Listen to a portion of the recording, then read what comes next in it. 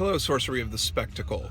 My name's Corey. That's where I'm going to leave this. I'm not too hard to track down. I'm not trying to remain anonymous per se, but my real life is so obnoxious right now with my ex-wife and with job stuff that if this video went viral, fine, but otherwise I'll just kind of keep my pseudo-anonymity because it's not worth the hassle of trying to deal with my friends and family.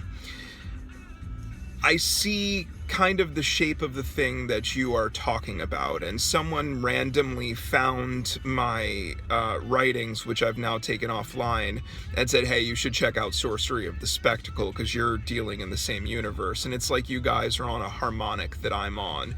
I feel like I've been chasing a mystery for about 4 years of something that both fits together incredibly well and also doesn't fit together right, and I'm trying to, in a way, put back together.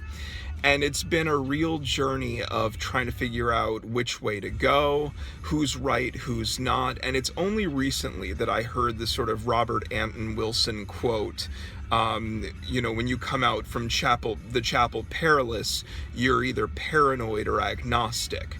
And I realized what this meant. It meant agnosticism more like neutrality, like Switzerland, rather than the definition of agnosticism is like, I don't know if there's a God, there may be not. They're similarly related, but one is very much like taking side in a battle, and I think that's what's going on. We're in an acute phase of the battle between the divine feminine and the divine masculine. I saw someone on the forum talk about it in terms of father time and mother chaos. You can look at it as the particle and the wave. You can look at it as God versus Jesus, with the collapsing waveform being the Holy Spirit or the flow or whatever. But there is overlap in all of these worldviews, which is actually possible to sort of unify under a unified theory. But the problem is, it would also include essentially exposing the fact that sorcery and magic is somewhat real.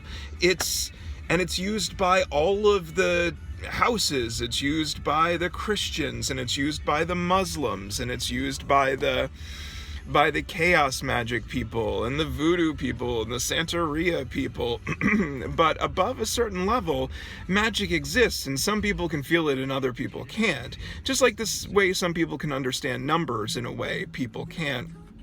But everyone's got different names for everything, and you guys are tapped into the whole like Pepe, Donald Trump, magician, mage thing, and there's something there. It's a kind of group hypnosis. I've worked in advertising and video production.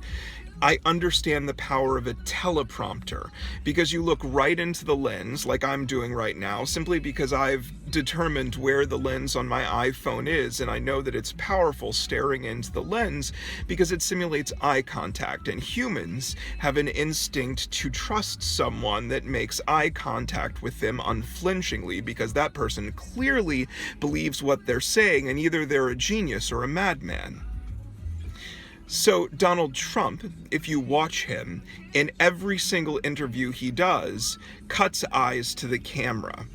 He includes the viewership because he's always aware, because he ran the Miss America pageant, because he worked with Mark Burnett, producer of Survivor, on The Apprentice, because he's been working with Howard Stern for years. He's aware of what his media image is. That's his entire intelligence. He sits home and watches his media image and tweaks whatever lever he has to tweak in order to get the attention he needs that week to get people's just emotional support, because all he needs to do is point out the constant and continuous flaws in Hillary Clinton's logic, because she is a madwoman intent on power who has completely lost track with all of reality, and a good half of her diehard followers are so scared of Donald Trump that they're denying how terrible a candidate for president she is. That is its own kind of witchcraft and denial too. It's you become part of this hive mind, and you can only see what the hive mind can see. It is both evolutionary and magic and scientific and real, but it's like we get in syncs, and we get in syncs with our own genders, and gender's been incredibly fluid over the last couple of generations, and it probably hasn't always been that way. And there's something about gender and how you experience reality and personality theory and how we experience time and how all of those things are actually interrelated, and how we'll never have exact answers for everything if you truly understand Heisenberg's uncertainty principle, nor would we want it. So we're at this race for literal answers when we can't handle the most basic of human interactions and balance of this planet.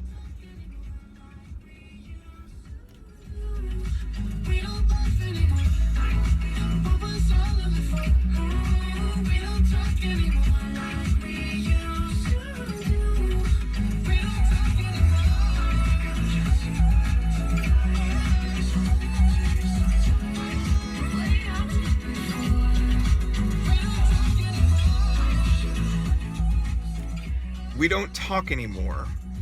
And those of us who can see between the lines, who can put it together, maybe not for everyone, but for enough to connect these dots, is terrifying. Because the message is that we cannot understand each other. It is a modern-day Tower of Babel. Revelation in the Bible is a metaphor for evolution. Things like that.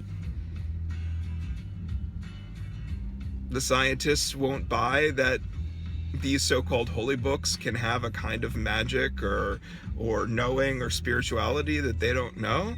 And the fundamentalists can't understand that the mechanism of the universe is not a storybook. Sorcery of the spectacle. Ooh, mystery. Ooh,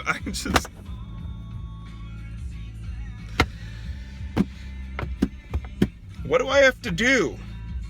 You tell me, what do I have to do? Am I wrong? Because when I generally get this far with someone, they're like, yeah, you're right, and then like don't return my calls the next day. Am I a madman? Am I insane? Am I too intense about this? Because it looks like we're about to walk into one or another train wreck.